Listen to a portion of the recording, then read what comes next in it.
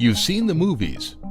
Whether we're beaming up Scotty or using a portkey, modern fiction is full of teleportation.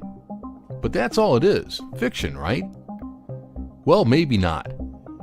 It turns out that human history is full of examples of real-life teleportation, and scientists have even achieved quantum teleportation in the laboratory.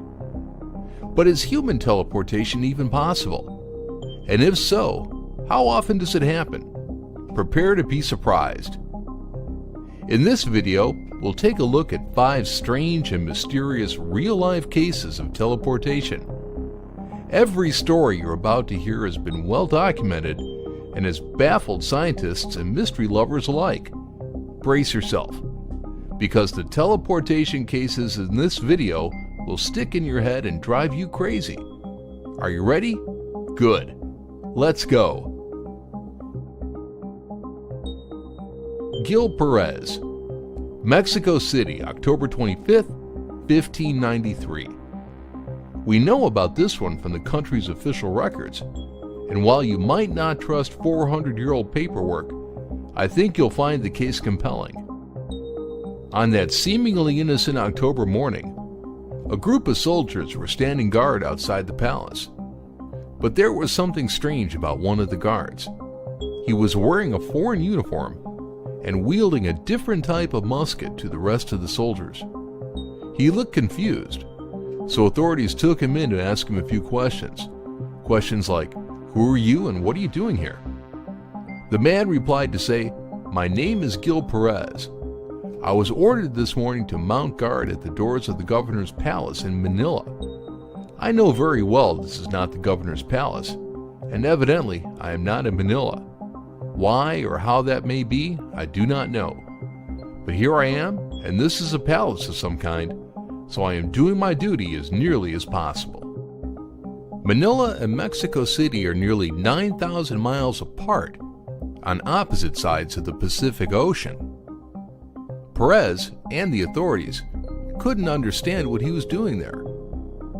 The man was later jailed for 2 months until a ship from Manila docked in the city. The soldiers on board the ship knew Perez and were able to confirm that he was in Manila the day before his ill-fated visit to Mexico City. But in a time-before-powered flight, how did Perez travel so far so quickly? And why did he have no memory of the journey? Perhaps it will have to remain a mystery. Dr. Geraldo Vidal. This well-known account of teleportation comes to us courtesy of Dr. Geraldo Vidal and his wife, Rafa de Vidal. In 1968, the husband and wife duo were driving their Peugeot 403 along a remote road near Buenos Aires, Argentina, when they were suddenly surrounded by a thick fog. Everything went black and the Vidals were rendered unconscious. Meanwhile, concerned friends and family members called the police and launched a search, but it turned up no trace of the husband and wife. Luckily, the story has a happy ending. A full 48 hours later, Geraldo Vidal called his family to let them know that he was safe, but that he and his wife were in Mexico City, around 4,000 miles away. They had no idea how they got there. It later transpired that Vidal and his wife regained consciousness while parked along a road that they've never seen before. They both had sore necks and felt like they'd spent a long time asleep. The car had been badly burned somehow, but it started up okay, and the couple drove around until they found someone who could tell them where they were. No explanation has been found for what happened to the Vidals on that mysterious day in the 1960s. Lucy J. We're back in the 60s again, but this time we're headed to the 1800s to meet a 13-year-old girl who's known only as Lucy J. By 1865, Lucy had demonstrated a whole heap of unusual powers. Once, when falling ill, she used her skills as a medium to contact spirits in search of a cure. She followed out the instructions that were provided through automatic writing, and the cure was successful and nursed her back to health. Lucy was also able to generate beautiful flowers and stunning smells from out of nowhere, and she was said to have the ability to make objects appear and disappear at will. But it wasn't just objects that Lucy could teleport. According to testimonies from the time, she was also able to blink in and out of existence, often returning with strange objects from faraway places. One researcher who studied her, John S. Ladd, described Lucy's teleportation in detail, saying, "Her reappearance was instantaneous.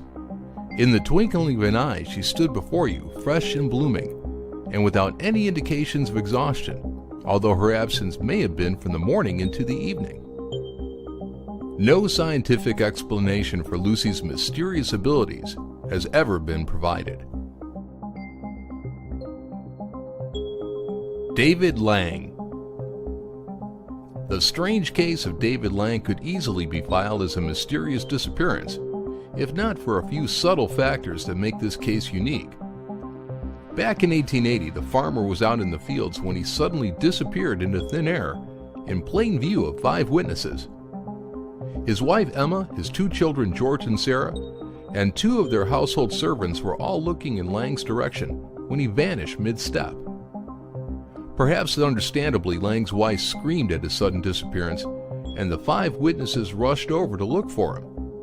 But even when they widened the search and called for reinforcements, stamping the ground to find any holes that Lang might have fallen into, they were unable to find any trace of him. But the mystery doesn't end there. Months after his disappearance, Lang's children noticed something strange in the grass where their father had been standing. It had turned a mysterious yellow color and formed a perfect circle that was 15 feet in diameter. Stranger still, when Sarah called her father's name, both of the children heard a response, the voice of David Lang faintly calling for help over and over until his voice died away and disappeared. So exactly what happened? Perhaps we'll never know, and it will always remain a mystery. The Mysterious Man from Tered. The year was 1954, and on a normal day, a normal man boarded a normal flight. But when he arrived at Tokyo International Airport, the normality was replaced by something a little bit more mysterious. When the man, whose name is unknown, and so we'll call him Mr. E, handed over his passport, authorities noticed something suspicious. The passport looked authentic enough, but it listed his country of origin as a mysterious place called Tered. Unfortunately for Mr. E, no such place existed. When they asked him to show them on a map, he pointed to the Principality of Andorra, but the man insisted that he'd never heard of Andorra and that his home nation was over 1,000 years old. Weirder still, he told them that he was flying to Japan for business, explaining that he'd been doing so for the last 5 years. As proof, he showed them his passport, which was covered in customs and visa stamps from his travels. He also carried legal currency from various countries, and even a driver's license that was issued by the Tered government. The mystery was never solved. After a prolonged interrogation, the man from Tered was sent to a nearby hotel where he was guarded by 2 immigration officers. The following morning, after spending the night outside the door, the officers went into the hotel room and discovered that Mr. E had vanished without a trace. Could he have teleported back to some parallel dimension? One thing's for sure. It wouldn't have been easy for him to escape the hotel. The only exit was a 15th-story window that overlooked a busy street, and no one had seen any sign of an escape attempt. There are also no clues as to where the man is now. Perhaps he made it back to his native Tered, wherever that is. What do you think about these mysteries? And if you could teleport anywhere, where would you choose to go? Let us know with a comment, and be sure to subscribe for more mysteries because you won't want to miss what's coming next.